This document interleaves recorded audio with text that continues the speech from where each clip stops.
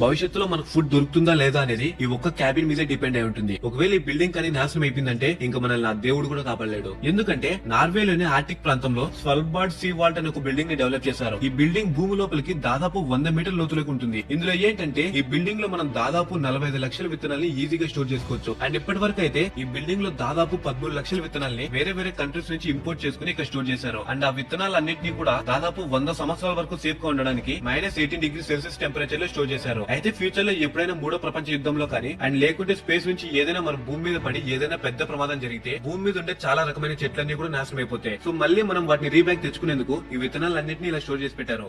భవిష్యత్తులో మనకు ఫుడ్ దొరుకుతుందా లేదా అనేది ఈ ఒక్క క్యాబిన్ మీదే డిపెండ్ అయి ఉంటుంది. ఒకవేళ ఈ బిల్డింగ్ కానీ నాశనం అయిపోయిందంటే ఇంకా మనల్ని ఆ దేవుడు కూడా కాపాడలేడు. ఎందుకంటే నార్వేలోని ఆర్టిక్ ప్రాంతంలో స్వల్బార్డ్ సీ వాల్ట్ అనే ఒక బిల్డింగ్ ని డెవలప్ చేశారు. ఈ బిల్డింగ్ భూమి లోపలికి దాదాపు 100 మీటర్ల లోతులోకి ఉంటుంది. ఇందులో ఏంటంటే ఈ బిల్డింగ్ లో మనం దాదాపు 45 లక్షల విత్తనాల్ని ఈజీగా స్టోర్ చేసుకోవచ్చు. అండ్ ఇప్పటి వరకు అయితే ఈ బిల్డింగ్ లో దాదాపు 13 లక్షల విత్తనాల్ని వేరే వేరే కంట్రీస్ నుంచి ఇంపోర్ట్ చేసుకుని ఇక్కడ స్టోర్ చేశారు. అండ్ ఆ విత్తనాలన్నింటినీ కూడా దాదాపు 100 సంవత్సరాల వరకు సేఫ్ గా ఉండడానికి -18°C టెంపరేచర్ లో స్టోర్ చేశారు. అయితే ఫ్యూచర్ లో ఎప్పుడైనా మూడో ప్రపంచ యుద్ధంలో కానీ అండ్ లేకుంటే స్పేస్ నుంచి ఏదైనా మన భూమి మీద పడి ఏదైనా పెద్ద ప్రమాదం జరిగితే భూమి మీద ఉండే చాలా రకమైన చెట్లన్నీ కూడా నాశనం అయిపోతాయి. సో మళ్ళీ మనం వాటిని రీబ్యాక్ తెచ్చుకునేందుకు ఈ విత్తనాలన్నింటినీ